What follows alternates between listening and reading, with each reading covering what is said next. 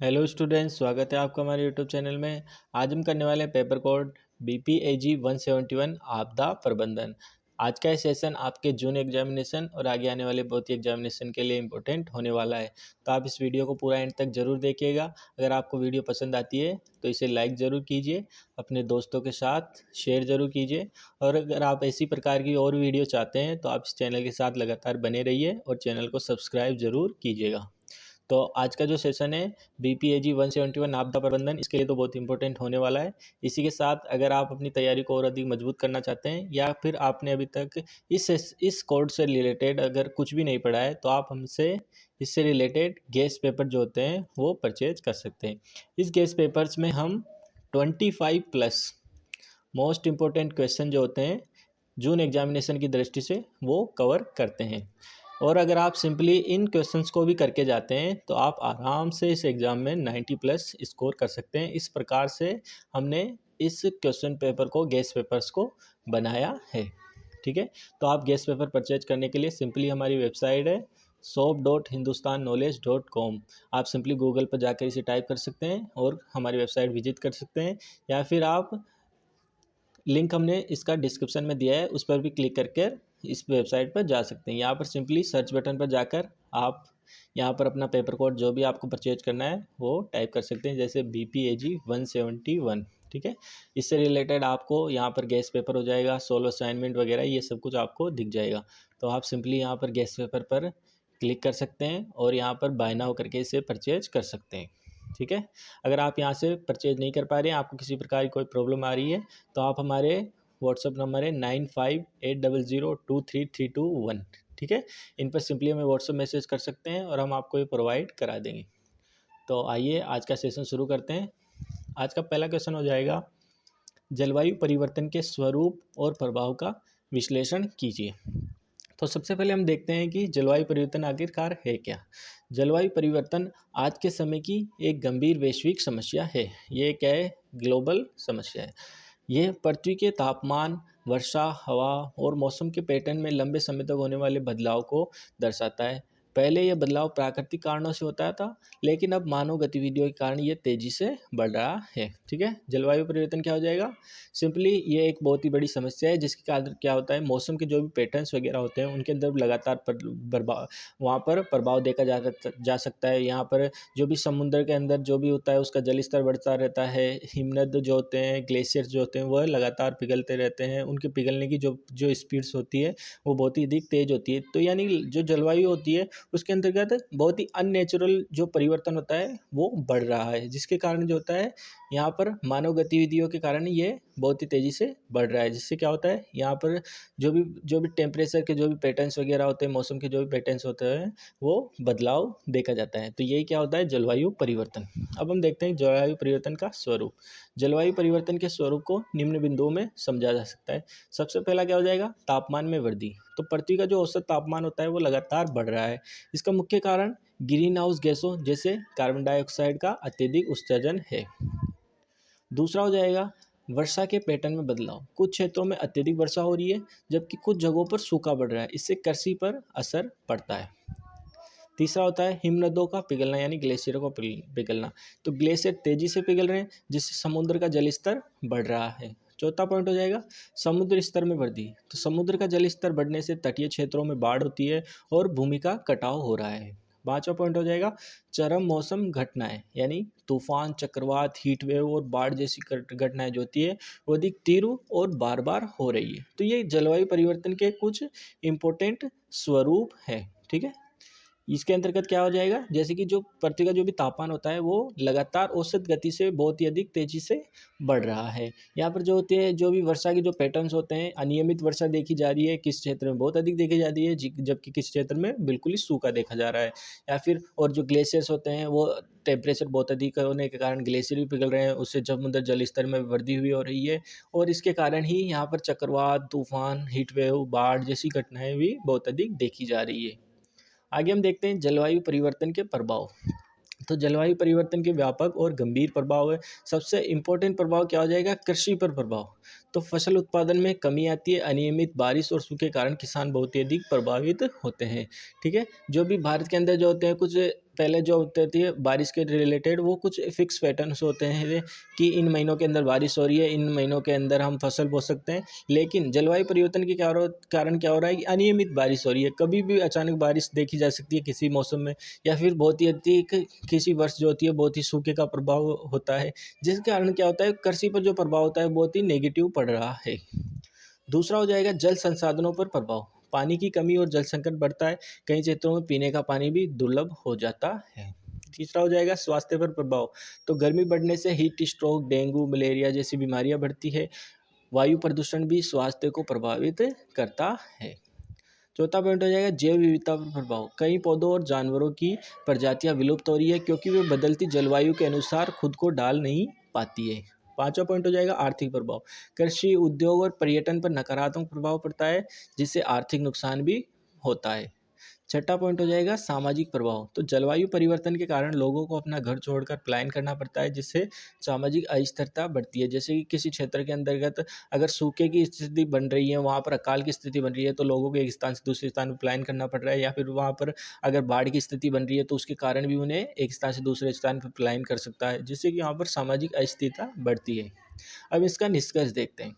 तो जलवायु परिवर्तन एक गंभीर समस्या है जिसका प्रभाव पूरी दुनिया पर पड़ रहा है। इसे नियंत्रित करने के लिए हम पर्यावरण संरक्षण, वृक्षारोपण, ऊर्जा की बचत और नवीकरणीय ऊर्जा के उपयोग को बढ़ावा देना होगा। यदि हम समय रहते कदम नहीं उठाए गए तो इसके परिणाम और भी गंभीर हो सकते हैं। तो इसका निष्कर्ष में हमने ऊपर जो भी पढ़ा था उससे रिलेटेड हमने यहाँ पर निष्कर्ष में बताया है। अगला क्वेश्चन हम देखते हैं, आपदा प्रबंधन में केंद्र एवं राज्य सरकारों की भूमिका की चर्चा कीजिए।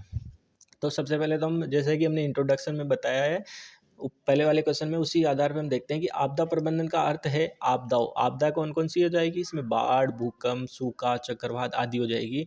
तो आपदा प्रबंधन का अर्थ है आपदाओं से पहले और आपदाओं के दौरान और आपदाओं के बाद में उचित योजना बनाकर नुकसान को कम करना।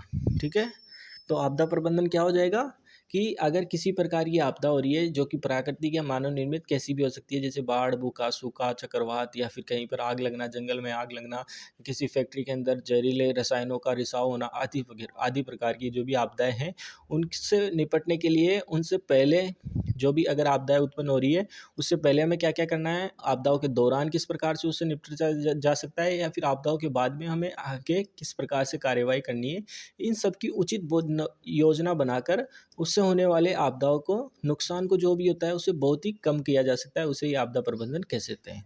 जैसे भारत जैसे विशाल देश में आपदा प्रबंधन के लिए केंद्र और राज्य दोनों सरकारों की महत्वपूर्ण भूमिका होती है और दोनों मिलकर कार्य करते हैं ताकि लोगों की जान माल की सुरक्षा की जा सके। अब हम इसमें देखते हैं, सबसे पहले हम देखते हैं केंद्र सरकार की भूमिका। तो केंद्र सरकार आपदा प्रबंधन के लिए नीतियां और दिशा निर्देश तैयार करती है। इसके अंतर्गत कई प्रमुख कार्य शामिल हैं। सबसे पहले तो हम देखते हैं नीति निर्माण और योजना बनाना। केंद्र सरकार राष्ट्रीय स्तर पर आपदा प्रबंधन की नीतियां बनाती है, जैसे राष्ट्रीय आपदा प्रबंधन योजना तैयार करना। ठीक है, दूसरा हो जाएगा राष्ट्रीय आपदा प्रबंधन प्राधिकरण। यह संस्था आपदा प्रबंधन के लिए दिशा निर्देश देती है और विभिन्न योजनाओं का संचालन करती है। तो राष्ट्रीय स्तर पर ये हो जाएगा। तीसरा हो जाएगा सहायता और संसाधन उपलब्ध कराना। आपदाओं के समय केंद्र सरकार राज्यों को आर्थिक सहायता भी उपलब्ध कराती है, राहत सामग्री और तकनीकी मदद प्रदान करती है। चौथा हो जाएगा राष्ट्रीय आपदा प्रतिक्रिया बल यानी NDRF। यह विशेष बल आपदा के समय बचाव और राहत कार्यों में मदद करता है। जैसे कि हम देखते हैं कि कहीं पर भी अगर किसी प्रकार की कोई भी आपदा होती है तो वहाँ पर जो NDRF की टीम होती है वह मौके पर पहुँचती है और बचाव कार्य शुरू करती है। पांचवा पॉइंट हो जाएगा समन्वय स्थापित करना। केंद्र सरकार विभिन्न राज्यों और विभिन्न विभागों के बीच तालमेल बनाकर काम करती है। तो ये केंद्र सरकार की भूमिका हो जाएगी आपदा प्रबंधन के अंतर्गत। आगे हम देखते हैं राज्य सरकार की भूमिका। राज्य सरकारें स्थानीय स्तर पर आपदा प्रबंधन की जिम्मेदारी निभाती है क्योंकि उन्हें अपने क्षेत्र की स्थिति का बेहतर ज्ञान होता है। पहला पॉइंट हो जाएगा इसके अंतर्गत राष्ट्रीय आपदा प्रबंधन प्राधिकरण। जैसे केंद्रीय स्तर पर हमने देखा था नेशनल स्तर पर, वहाँ पर उसी प्रकार से राज्य स्तर पर क्या हो जाएगा, राज्य आपदा प्रबंधन प्राधिकरण। राज्य स्तर पर योजनाएं लागू बनाना और उन्हें लागू करना इसका मुख्य कार्य है। दूसरा हो जाएगा आपदा से पहले तैयारी। राज्य सरकारें जागरूकता अभियान चलाती है, प्रशिक्षण देती है, ट्रेनिंग्स देती है और आपातकालीन योजनाएं तैयार करती है। तीसरा पॉइंट हो जाएगा राहत और बचाव कार्य। आपदा के समय राज्य सरकार पुलिस, फायर ब्रिगेड और अन्य सेवाओं के माध्यम से राहत कार्य चलाती है। चौथा पॉइंट हो जाएगा पुनर्निर्माण और पुनर्वास और पुनर्निर्माण। आपदा के बाद प्रभावित लोगों को सहायता देना, घरों का उनका पुनर्निर्माण करना और जीवन को सामान्य बनाना, ये सब क्या होता है, राज्य सरकार की जिम्मेदारी होती है। पांचवा पॉइंट हो जाएगा स्थानीय प्रशासन का संचालन। जिला प्रशासन और पंचायतों के माध्यम से कार्यों को जमीन पर लागू किया जाता है। ठीक है, तो राज्य स्तर पर हमने यहाँ पर देखा कि राज्य सरकार की क्या क्या भूमिका होती है वहाँ पर, और केंद्र सरकार की क्या क्या भूमिका होती है। अब हम देखते हैं कि केंद्र और राज्य के बीच समन्वय। तो आपदा प्रबंधन में केंद्र और राज्य के बीच सहयोग बहुत ही जरूरी होता है। केंद्र सरकार दिशा निर्देश और सहायता देती है, जबकि राज्य सरकार उन योजनाओं को लागू करती है, और दोनों मिलकर काम करते हैं तो आपदा के प्रभाव को कम किया जा सकता है। अब इसी तरह हमने जो भी ऊपर पढ़ा था उसी आधार पर हम इसका निष्कर्ष दिखेंगे।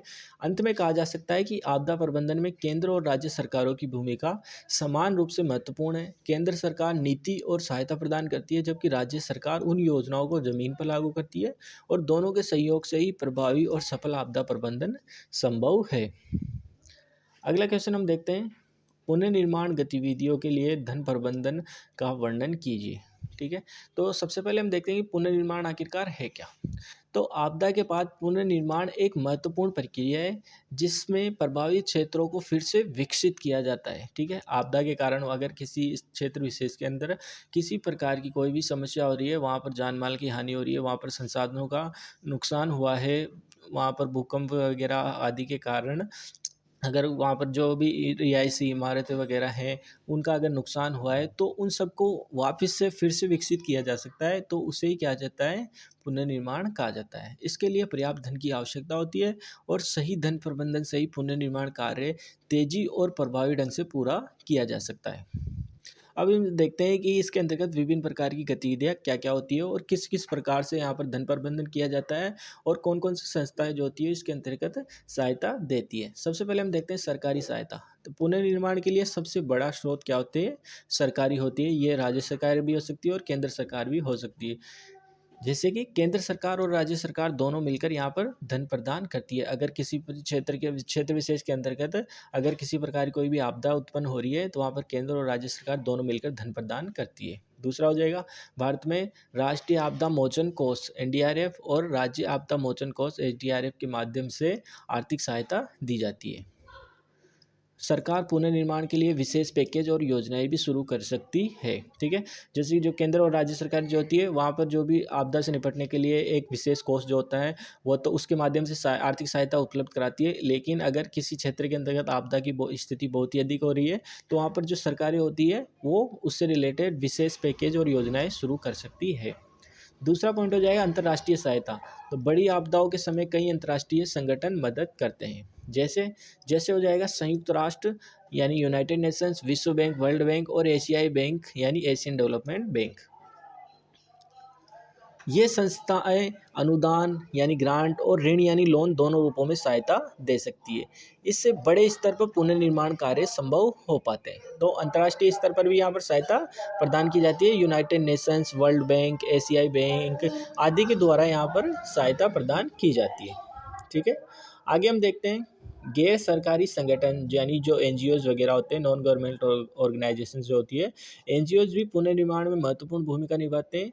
ये संगठन प्रभावित लोगों को घर, भोजन और शिक्षा और स्वास्थ्य सुविधाएं उपलब्ध कराते हैं, और कई NGO जो होते हैं दान यानी डोनेशंस के माध्यम से धन एकत्रित करते हैं और उसे सही जगह पर उपयोग करते हैं। जैसे हम देखते हैं किसी आपदा प्रभाव से प्रभावित क्षेत्र के अंतर्गत जो होती है, जो वहाँ पर स्थानीय जो भी NGOs होते हैं, वह आकर वहाँ पर लोगों को रेस्क्यू करने का कार्य भी करते हैं। लोगों को वहाँ पर अगर उन्हें विस्थापित होने की समस्या से गुजरना पड़ रहा है, तो वहाँ पर लोगों को घर भी उपलब्ध करा रहे हैं, उन्हें भोजन उपलब्ध करा रहे हैं, वहाँ पर बच्चों को शिक्षा वगैरह, स्वास्थ्य समस्याएं जो भी होती है, मेडिकल ट्रीटमेंट होता है, ये सब कुछ गैर सरकारी संगठन वहाँ पर उनके अंतर्गत बहुत ही महत्वपूर्ण भूमिका निभाते हैं। चौथा पॉइंट हो जाएगा निजी क्षेत्र और कॉरपोरेट सहायता।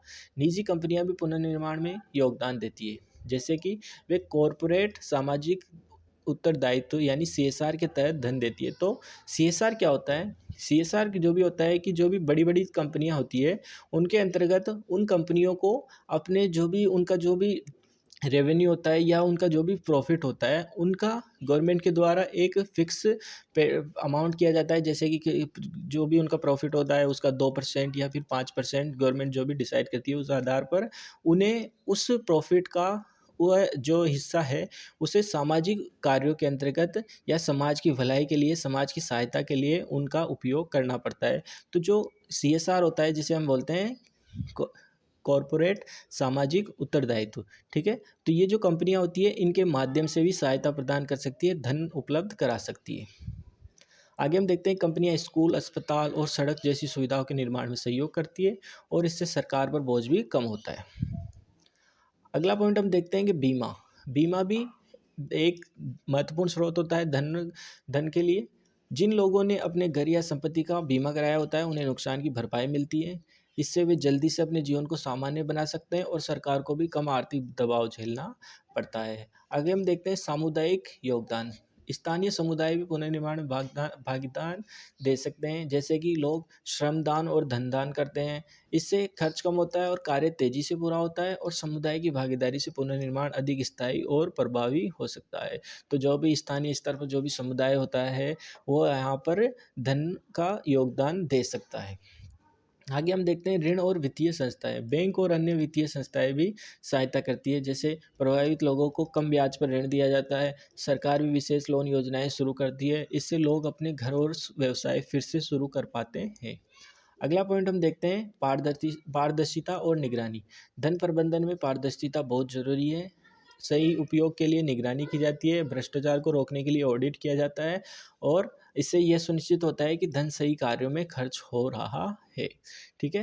तो ये कुछ हमने इंपॉर्टेंट पॉइंट पढ़े हैं, जिसके अंतर्गत पुनर्निर्माण का जो भी होता है, रीडेवलपमेंट जो भी होता है, उसकी गतिविधियों के अंतर्गत जो धन प्रबंधन होता है वह किस प्रकार से किया जा सकता है, किन किन संस्थाओं के द्वारा किया जा सकता है, उनके अंतर्गत कौन कौन महत्वपूर्ण भूमिका निभाता है। इस क्वेश्चन में हमने ये देखा। अब इसका निष्कर्ष देखते हैं। तो पुनर्निर्माण गतिविधियों के लिए धन प्रबंधन एक जटिल लेकिन जरूरी प्रक्रिया है। इसमें सरकार, अंतर्राष्ट्रीय संस्थाएं, निजी क्षेत्र, NGOs और आम जनता सभी की भागीदारी होती है। सही योजना, पारदर्शिता और सहयोग से पुनर्निर्माण कार्य सफलतापूर्वक पूरे किए जाते हैं और प्रभावित क्षेत्रों को फिर से विकसित किया जा सकता है, ठीक है। अब अगला क्वेश्चन देखते हैं। आपदाओं और विकास के बीच संबंधों का परीक्षण कीजिए। अब हम देखते हैं आपदा और विकास का आपस में गहरा संबंध होता है। ये दोनों एक दूसरे को प्रभावित करते हैं और समाज, अर्थव्यवस्था तथा पर्यावरण पर व्यापक प्रभाव डालते हैं। अब हम देखते हैं कि जब हम विकास की बात करते हैं तो इसका मतलब है जीवन स्तर में सुधार, बुनियादी ढांचे का निर्माण, आर्थिक वृद्धि और सामाजिक कल्याण, ठीक है। विकास की हम क्या बात कर रहे हैं, तो यहाँ पर जीवन स्तर के अंदर सुधार, की लोगों के जीवन स्तर में बेहतरी की जा सकती है, सुधार की जा सकती है। बुनियादी ढांचा यानी जो भी इंफ्रास्ट्रक्चर है उसका निर्माण किया जा सकता है। आर्थिक वृद्धि होती है, लोगों की आर्थिक स्थिति मजबूत होती है और सामाजिक कल्याण बढ़ता है। तो ये विकास की हम जब भी बात करते हैं तो इसका मतलब यह है। वहीं आपदाएं प्राकृतिक होती है, जैसे कि भूकंप, बाढ़, सूखा, तूफान या फिर मानव निर्मित जैसे औद्योगिक दुर्घटना, युद्ध, प्रदूषण हो सकती है। इन दोनों के बीच संबंध को समझना बहुत ही जरूरी है, क्योंकि विकास और आपदाएं एक दूसरे को प्रभावित करते हैं। अब हम इनको एक एक करके देखते हैं। पहला पॉइंट हो जाएगा, विकास आपदाओं को बढ़ा सकता है। इसको हम देखते हैं। विकास के दौरान कुछ गतिविधियां प्राकृतिक आपदाओं के जोखिम को बढ़ा सकती है। उदाहरण के लिए शहरीकरण और निर्माण। बड़े शहरों में बिना योजना के निर्माण, पहाड़ी क्षेत्रों में अनियंत्रित बस्ती या नदी किनारे अतिक्रमण बाढ़ और भूस्खलन जैसी आपदाओं की संभावना बढ़ा सकते हैं। तो शहरीकरण जो होता है, अगर वो बिना किसी योजना के द्वारा होता है, जैसे कि हम देखते हैं कि बड़े बड़े जो भी शहर होते हैं, जैसे दिल्ली वगैरह, जैसे जैसे जो भी बड़े बड़े शहर हैं, वहाँ पर भी हम देखते हैं कि बारिश अगर वहाँ पर होती है, अत्यधिक बारिश के कारण वहाँ पर भी जो भी पानी होता है उसका जमाव बहुत ही अधिक देखा जा सकता है वहाँ पर। या फिर जो भी कूड़ा कचरा होता है उसका उसका जो भी नियोजन होता है वो पूरी तरह से बेहतरी से नहीं किया जा सकता है। तो वहाँ पर जो बड़े शहर होते हैं उनके अंतर्गत अगर सही प्रकार से योजना नहीं बनाई जाती है तो जो विकास होता है वह ही आपदा का रूप ले सकता होता है, या फिर पहाड़ी क्षेत्रों में अनियंत्रित बस्ती, जैसे हम देखते हैं बड़े बड़े पहाड़ी क्षेत्र होते हैं, वहाँ पर अगर अनियंत्रित बस्ती होती है तो पहाड़ों पर अत्यधिक दबाव उत्पन्न होता है, जिसके कारण वो जो जो विकास वहाँ पर किया गया है वह ही आपदा का रूप ले सकता है। अगला पॉइंट हम देखें, औद्योगिकरण और प्रदूषण। फैक्ट्रियों और खानों के कारण पर्यावरणीय असंतुलन पैदा होता है, जिससे जलवायु परिवर्तन और प्रदूषण से जुड़ी समस्याएं उत्पन्न हो सकती है। औद्योगिकरण के कारण जो होती है, जो भी फैक्ट्रियाँ होती है, कल कारखाने होते हैं, उनके अंतर्गत जो भी होता है, जो अत्यधिक रसायन जो होते हैं, जो भी जहरीले रसायन होते हैं, उनका रिसाव जो होता है वह प्राकृतिक रूप से बहुत ही हानिकारक हो सकता है, जिससे प्रदूषण से जुड़ी आपदाएं उत्पन्न हो सकती है। कृषि और जल प्रबंधन। जलाशयों का अति निर्माण, नदियों का मोड़ और जंगलों की कटाई प्राकृतिक आपदाओं की तीव्रता को बढ़ा सकती है। ठीक है, तो यहाँ पर हमने पहला पॉइंट के अंतर्गत क्या देखा था, जो विकास होता है वह भी आपदाओं को बढ़ा सकता है। दूसरा पॉइंट हम देखें, आपदाएं विकास को प्रभावित करती है। पहला तो पॉइंट हमने क्या देखा, जो विकास होता है अत्यधिक, अगर विकास जो होता है वो अनियंत्रित तरीके से होता है, बिना किसी योजना के द्वारा होता है, तो वो आपदाओं को बढ़ा सकता है। दूसरा पॉइंट हम देख रहे हैं, आपदाएं विकास को प्रभावित करती है। तो आपदाएं विकास की प्रक्रिया में बाधा डालती है, ये प्रत्यक्ष और अप्रत्यक्ष रूप से विकास को प्रभावित करती है। इसके अंतर्गत देखते हैं अर्थव्यवस्था पर असर, जैसे कि बाढ़, भूकंप या तूफान के कारण फसलें, उद्योग और बुनियादी ढांचे को भारी नुकसान होता है। इसका असर राष्ट्रीय और स्थानीय स्तर पर अर्थव्यवस्था पर पड़ता है। तो आपदाओं के कारण क्या हो रहा है, अर्थव्यवस्था पर असर पड़ रहा है। दूसरा पॉइंट क्या हो जाएगा, मानव संसाधन पर असर। तो आपदाओं में क्या होता है, लोगों की मृत्यु या फिर विस्थापन देखा जा सकता है, एक स्थान से दूसरे स्थान पर लोगों का विस्थापन देखा जा सकता है। इससे शिक्षा, स्वास्थ्य और रोजगार जैसे क्षेत्रों में विकास की गति धीमी पड़ती है। दूसरा आपदाओं का जो प्रबंधन, जो भी विकास पर क्या प्रभाव पड़ रहा है, वो दूसरा पॉइंट क्या हो जाएगा, मानव संसाधन पर असर। तीसरा हो जाएगा सामाजिक संरचना पर असर। तो आपदाएं गरीबी बढ़ाती है और असमानताओं को गहरी करती है।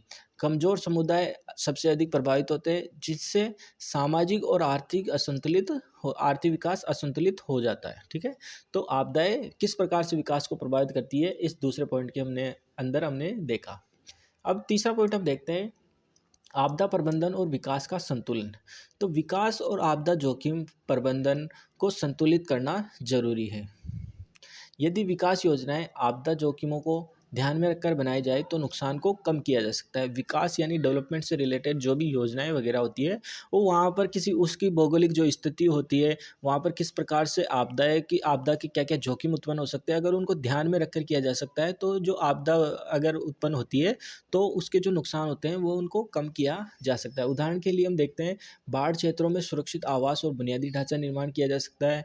पर्यावरण संरक्षण और स्थायी कृषि अभ्यास, यह सब कुछ किए जा सकते हैं। तीसरा पॉइंट हम देखते हैं, आपदा चेतना और सामुदायिक प्रशिक्षण के माध्यम से मानव संसाधनों की सुरक्षा होती है। तो इस क्वेश्चन के अंतर्गत हमने क्या देखा, आपदा और विकास के बीच में संबंध किस प्रकार से होता है, उसको हमने इस क्वेश्चन के अंदर देखते हैं कि किस प्रकार से जो विकास होते हैं वो आपदाओं को बढ़ा सकता है, या फिर जो आपदाएं होती है वो विकास को किस प्रकार से नकारात्मक रूप से प्रभावित करती है, और अगर आपदा प्रबंधन और विकास का जो संतुलन होता है वो बेहतर किया जा सकता है, जिससे कि आपदाओं के जो नुकसान होते हैं उनको बहुत ही कम किया जा सकता है। अब हम इसका निष्कर्ष देखते हैं।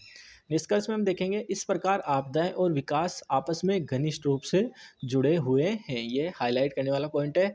विकास यदि सोच समझकर नहीं किया गया तो आपदाओं को बढ़ा सकता है, और आपदाएं विकास की गति को भी धीमा कर सकती है। अगर विकास को हम सोच समझकर नियमित तरीके से बिना किसी योजनाओं के अगर हम उनसे करते हैं, तो ये जो विकास होता है ये आपदाओं को बहुत ही अधिक बढ़ा सकता है। और आपदाएं जो होती है वो तो विकास की गति में धीमा करती है, जो बाढ़, भूकंप आदि के कारण जो भी होता है, जो भी विकास होता है वो नुकसान होता है। इसलिए आपदा प्रूफ विकास और सतत विकास के सिद्धांत अपनाना आवश्यक है। ये न केवल जीवन और संपत्ति की रक्षा करता है, बल्कि समाज और अर्थव्यवस्था को मजबूत बनाता है। ओके, तो ये हमने पेपर कोड BPAG 171 इससे रिलेटेड कुछ इंपॉर्टेंट क्वेश्चन देखे। अगर आपको किसी प्रकार की कोई क्वेरी है तो आप हमारे व्हाट्सअप नंबर है 9580023321, इन्हें सिंपली हम व्हाट्सअप मैसेज कर सकते हैं। Okay, thank you.